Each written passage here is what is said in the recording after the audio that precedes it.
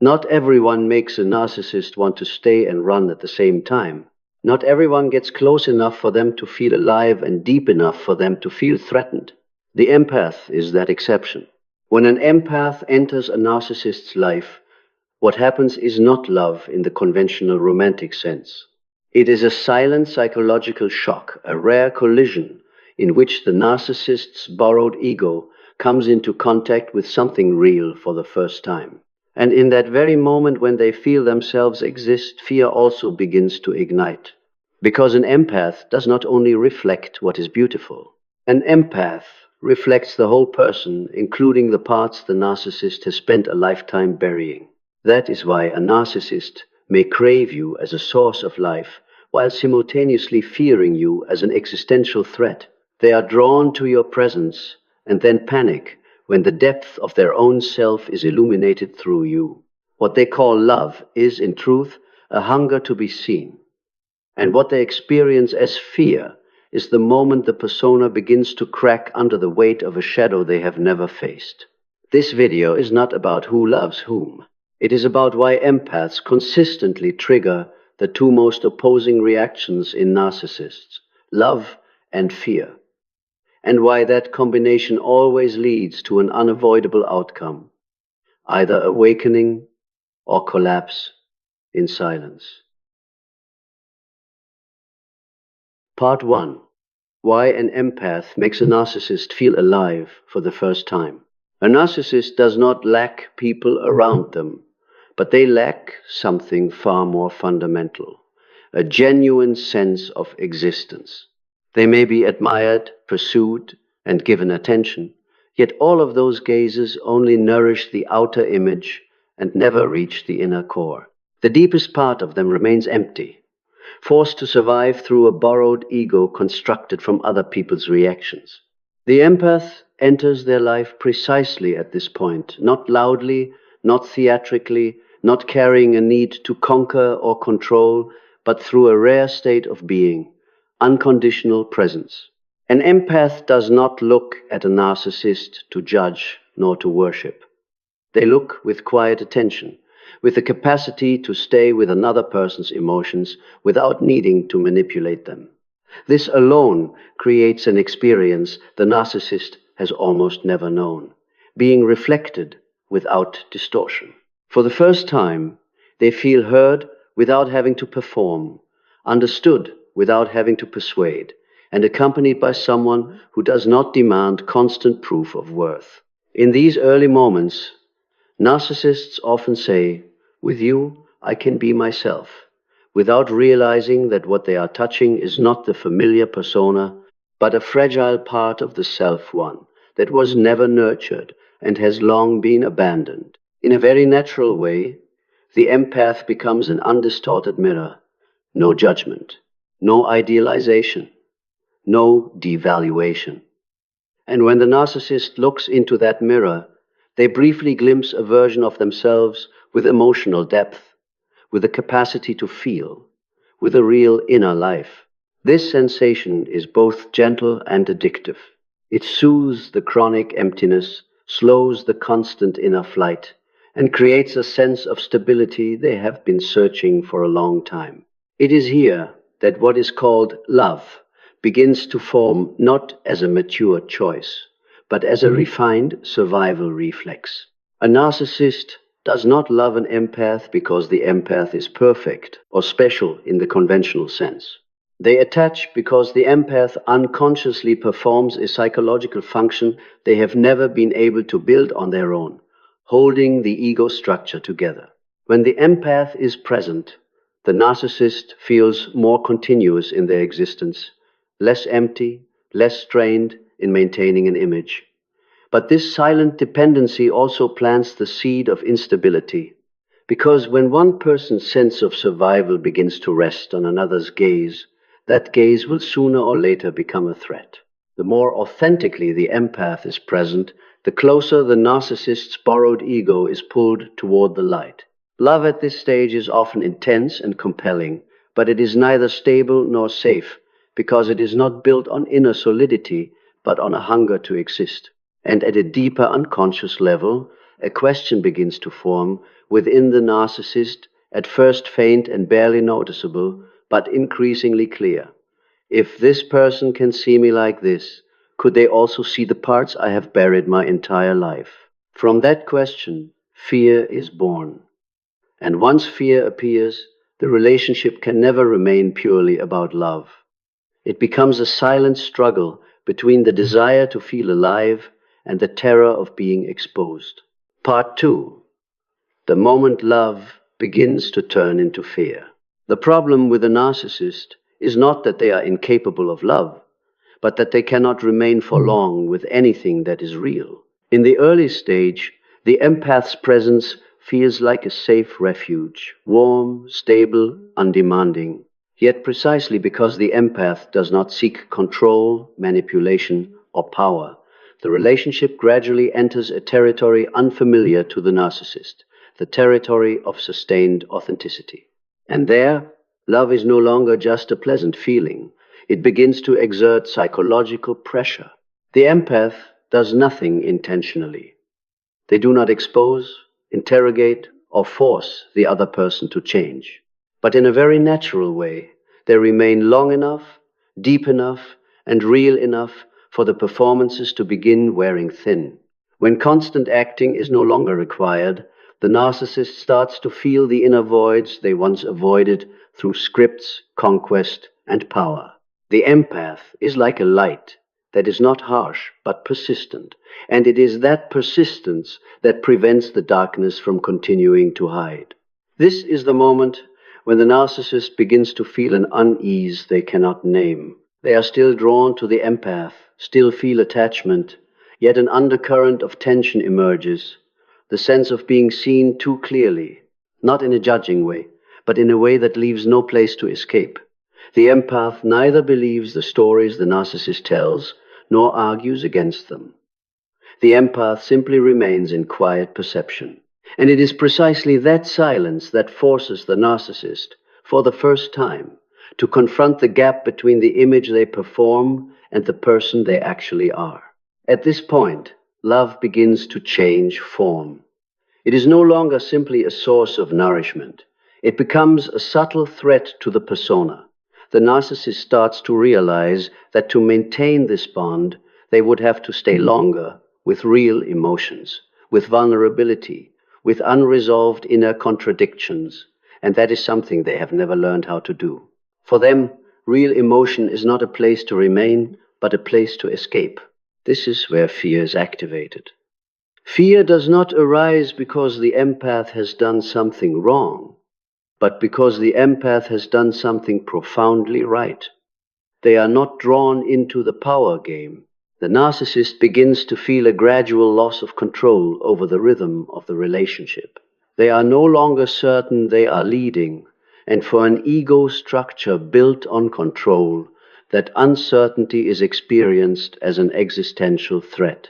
From this moment on, the narcissist's inner world is stretched between two opposing forces. On one hand, they still crave the sense of aliveness the empath provides, and want to stay close to avoid falling back into emptiness. On the other hand, they increasingly fear that if they remain, they will be forced to confront parts they have never integrated. Shame, dependency, vulnerability, and the emptiness behind the persona. Love becomes both comforting and threatening, and when a relationship carries both of these elements, it cannot continue in a healthy way. From here, the bond begins to distort. The narcissist no longer seeks pure connection, but starts to probe, test boundaries, and measure their influence over the empath. Fear does not make them leave immediately. It shifts them from attachment to control, and that is the invisible turning point where the original love begins to slide into an entirely different cycle, one the empath never chose to enter, but is about to face. Part 3. The real fear. A narcissist is not afraid of losing the empath, but of losing the illusion of themselves. From the moment fear is activated, a major misunderstanding often arises on the empath side. They assume the narcissist is afraid of abandonment, of losing the relationship, of being alone. But at a deeper level, The narcissist's true fear is not directed outward, it turns inward. What triggers their panic is not the prospect of losing the empath, but the possibility of no longer being able to maintain the story they have constructed about who they are. Through their steady and consistent presence, the empath exposes a truth the narcissist has long tried to avoid. The persona is only a shell that functions as long as there is an audience. When the empath no longer reacts according to the script, no longer gets pulled into exaggeration or emotional manipulation, the narcissist begins to sense a stark discrepancy between the image they believe themselves to be and the lived experience of being with the empath. That discrepancy is precisely where primal shame resides. This shame is not loud or immediately explosive. It appears as a vague, hard-to-name sense of wrongness, a feeling of being insufficient, unreal, incomplete, even while still being loved. And for a narcissist, this is the most dangerous state of all, because it directly threatens the defensive structure that allowed them to survive from a very early age. The empath does not create the shame, but unintentionally activates the inner memory of not having been seen, of having been abandoned, of having had to build a persona in order to exist. The real fear, therefore, is not the loss of another person, but the loss of the ability to keep running from oneself. In the presence of an empath, the narcissist begins to realize they can no longer fully control how they are perceived. The empath sees through felt experience, not through a logic that can be easily manipulated. This collapses an unspoken rule within the narcissist's inner world. If I control well enough, I will be safe. The empath breaks that rule not through confrontation, but through non-participation. At this level, fear becomes existential. The narcissist starts to sense that if the bond continues, they will be forced to face the question they have avoided their entire life. If I am no longer playing this role, who am I? This is a question an undeveloped narcissistic structure cannot tolerate. It does not lead to healing. It triggers stronger, more sophisticated defensive responses. As a result, the narcissist shifts from vague anxiety into strategic management of fear. They do not call it fear. They label it as losing interest, disappointment, feeling controlled, or not being myself anymore. These labels allow them to keep a safe distance from the real shame underneath. Meanwhile, the empath is often left confused, having done nothing more than remain within their own authenticity. The most dangerous part lies here. The more the narcissist cannot name their fear, the more convinced they become that the cause lies with the empath. From there, a familiar mechanism begins to take shape, in which inner fear is projected outward as control, devaluation, or role reversal. This is no longer a spontaneous emotional reaction, but the preparation for a new cycle, one in which the narcissist attempts to restore the illusion of safety by making the empath smaller, so they themselves do not have to face the question they are not yet able to answer. Part 4. When fear turns into control. How the narcissist reasserts power. When fear has become deep but remains unrecognized, the narcissist does not flee immediately. They do something far more familiar. They reassert power. At this level, the relationship no longer operates through connection, but through structure. The narcissist unconsciously begins trying to place the empath back into a familiar position within their system, the position of an adjustable mirror, a predictable source of reaction, an object not permitted to see too deeply. This shift is often extremely subtle. It does not begin with obvious cruelty or overt coldness, but with small, hard-to-grasp changes. A shift in tone, more probing looks, remarks that test rather than share. The narcissist starts to test boundaries, to see whether the empath still reacts, still seeks validation, still adjusts themselves to maintain harmony. Every emotional response from the empath becomes data, allowing the narcissist to measure how much control has been lost or regained. What matters here is this. The narcissist does not do this because they hate the empath, but because they fear the empath's calm. Calm means unmanipulable. Calm means the story they tell no longer has the power to shape reality. And for an ego that has survived by controlling reflection, this loss of control is experienced as a threat of collapse. At this stage, narcissists often begin to reverse roles. They may suggest that the empath has changed, become distant, hard to understand, or not like before. The aim is not understanding, but doubt. Because an empath who begins to doubt themselves is easier to pull back into reactive loops. When the empath starts explaining, justifying, or trying to prove sincerity, the narcissist knows that power has not been fully lost. If the empath does not enter that game, the narcissist escalates in other ways, creating distance, withdrawing emotionally, or subtly devaluing, not to end the relationship, but to destabilize the empath's inner balance.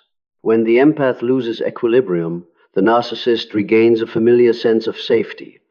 I can still unsettle them. This is the moment when control replaces love, because love has now become too dangerous for their ego structure. The core paradox of this stage is this. The narcissist needs the empath in order not to fall back into emptiness, yet simultaneously needs to make the empath smaller so they do not have to face themselves. This tension creates a quiet atmosphere of strain, where every gesture becomes a test of power. And if the empath continues to remain consistent, unreactive, unwilling to shrink themselves to soothe another's fear, the narcissist is forced toward a deeper decision, either to break the bond or to escalate into a harsher strategy to protect the illusion of self they are not yet ready to release. Part 5. Devaluation is not the end, but a desperate attempt to escape the shadow. When control no longer provides a sense of safety, the narcissist is forced to take another step: devaluation. But what must be understood is that devaluation does not arise from confidence or genuine power. It is a deep defensive act, triggered when the narcissist realizes they cannot shrink the empath enough to save themselves. Devaluation is not meant to end the relationship. It is meant to destroy the empath's reflective position, so the narcissist no longer has to be seen. At this stage, the narcissist begins to rewrite reality. The very qualities that once made the empath special are now labeled as too sensitive, difficult, unstable, or unrealistic, not because the empath has changed, but because the empath's depth has become living proof of an emotional shallowness the narcissist cannot tolerate. Devaluation is the fastest way to turn an existential threat into someone else's problem.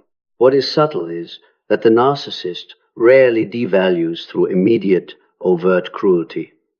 More often, they blend coldness with ambiguity, criticism with nostalgia. The goal is not to leave decisively, but to destabilize the empath's inner footing. An empath who still doubts their own worth is easier to pull back into reactive cycles, and each reaction temporarily soothes the narcissist's emptiness. At a deeper level, devaluation is a desperate attempt to avoid the shadow. The narcissist lacks the inner capacity to integrate the vulnerability, dependency, and shame that were activated in this bond. Instead of facing them, they project the shadow outward by assigning it to the empath. The empath becomes the problem, the source of tension, the reason things aren't the same anymore. This mechanism allows the narcissist to continue believing that nothing is wrong with them, that they simply chose the wrong person. The paradox is that the more the narcissist devalues the empath, the more they reinforce a truth they cannot bear to face. The empath touched something deeply real within them. Precisely because the connection once carried depth, dismantling it requires so much energy. Devaluation does not erase the memory of having once felt alive. It merely distorts that memory enough to allow the narcissist to go on without collapsing. This is where many empaths misunderstand what is happening. They assume devaluation means they have lost their value or that the relationship was never real. But at a deeper psychological level, devaluation is proof that the narcissist could not remain with the truth that had been activated. If the empath had no inner gravity, there would have been no need to diminish them so systematically. The next section will move into an even more difficult paradox. Why, after devaluation, the narcissist still cannot fully let go of the empath, and why the image of the empath continues to exist as an inner standard they both want to erase and cannot escape. Part 6. Why a narcissist cannot let go of the empath even after devaluation. After devaluation, many people believe the relationship is over. But at a deeper level of narcissistic psychology, there is no ending in a complete sense. Devaluation does not erase the bond. It only changes the way the bond exists. The empath no longer remains as someone who is present, but shifts into a far more uncomfortable position for the narcissist, an inner standard that cannot be erased. The reason lies here. The empath did not merely provide reactions or admiration. They once held the role of reflecting the true self, even if only briefly. That experience leaves a structural imprint. The narcissist may seek new supply to fill the void, but new supply only feeds the persona. It cannot recreate the sensation of having once felt real. And so, despite having diminished, denied, or rewritten the story of the empath, the narcissist cannot delete the inner memory of a state that once existed. At this stage, the narcissist's inner conflict becomes more pronounced. One part of them wants to cut off completely in order not to be triggered anymore. Another part is drawn back toward the image of the empath as a silent reference point. This is not romantic longing, but unconscious comparison. Every new source of supply is measured against a memory the narcissist cannot admit to holding. And it is precisely this comparison that prevents them from ever feeling truly satisfied, no matter how much they appear to have moved on. Many narcissists respond to this conflict by keeping the empath in a liminal state within their mind, not returning, yet not letting go. They may watch from a distance, selectively remember, or occasionally hoover in subtle ways. The goal is not to rebuild connection, but to test whether that inner standard still holds power. As long as the empath still reacts, the narcissist can temporarily believe their power has not been fully lost. What matters is this: the narcissist cannot let go of the empath, because the empath touched a question the narcissist has never resolved. Can I exist without a shell? Devaluation allows them to avoid that question in the short term, but it does not answer it.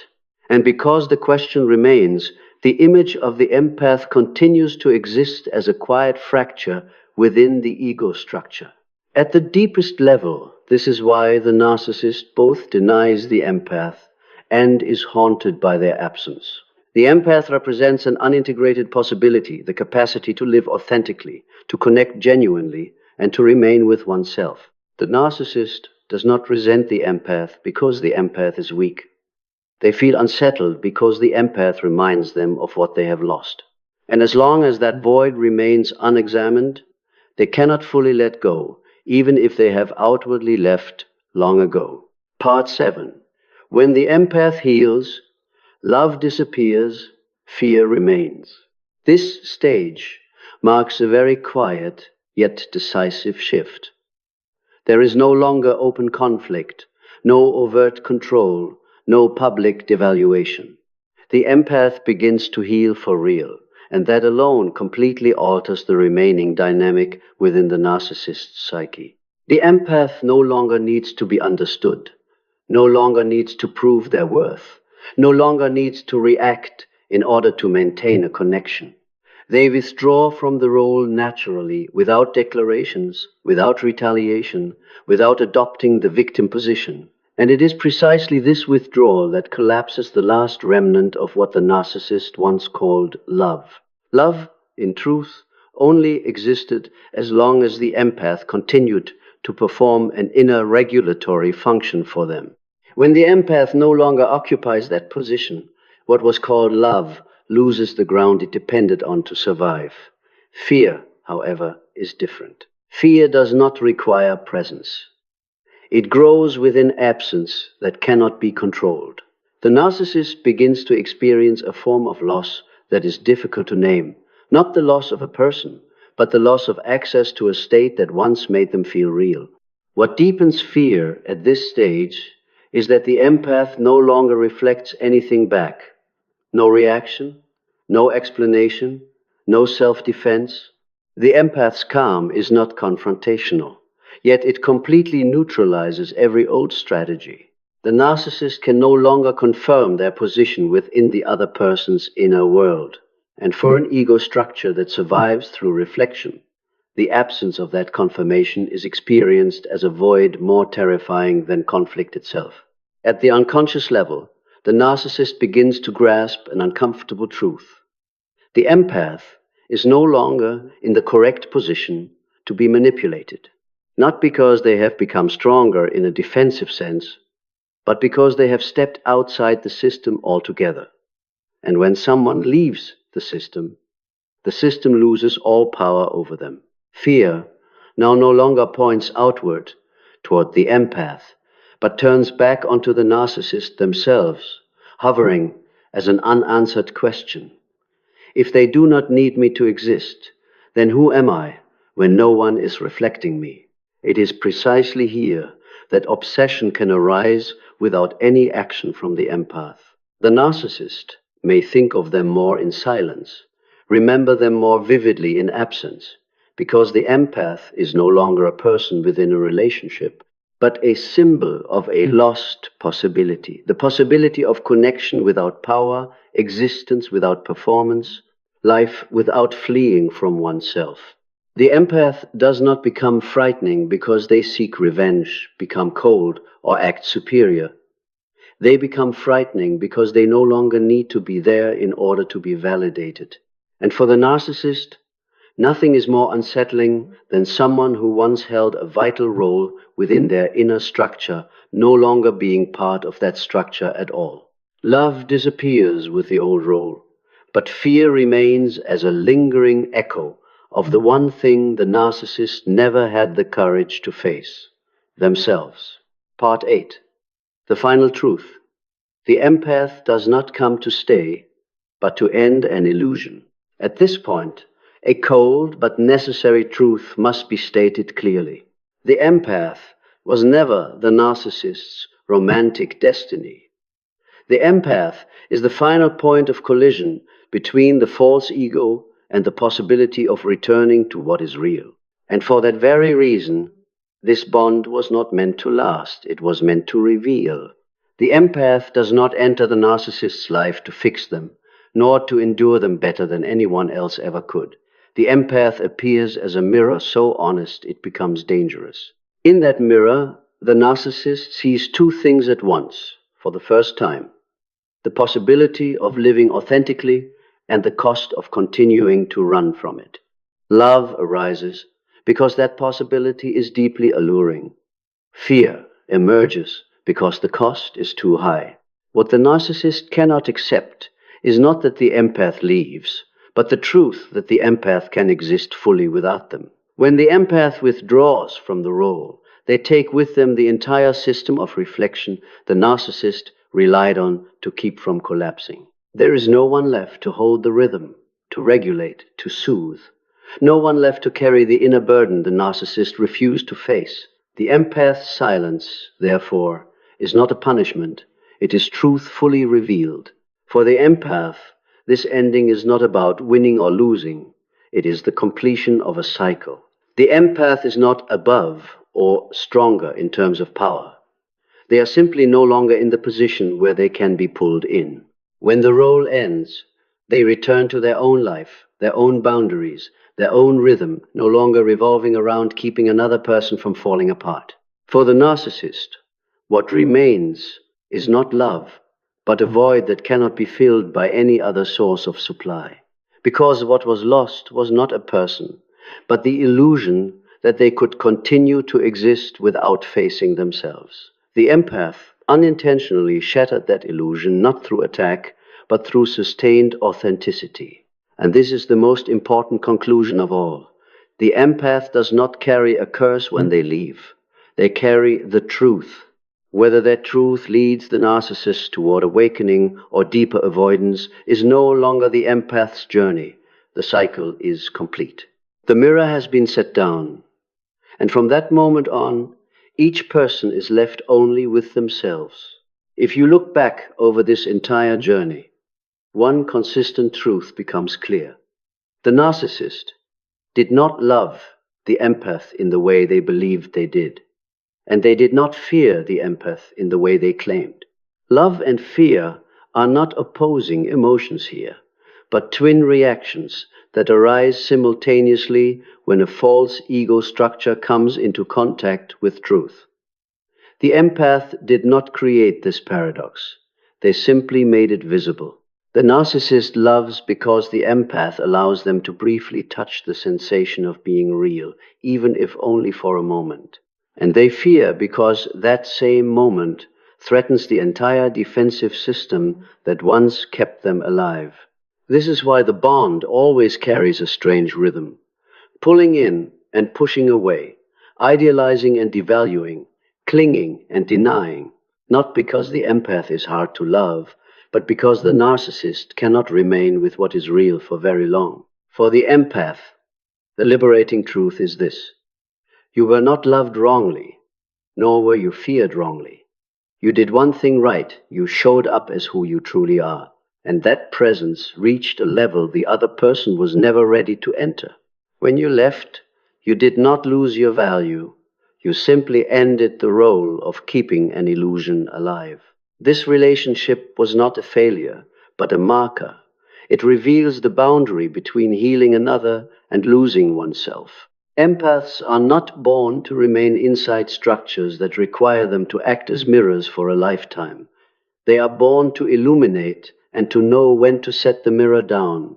If you were ever loved and feared at the same time, understand that this was not your fault, nor something you need to fix. It is a sign that you touched the truth. And truth, even if not everyone has the courage to stay with it, is always the most honest place for a journey to end.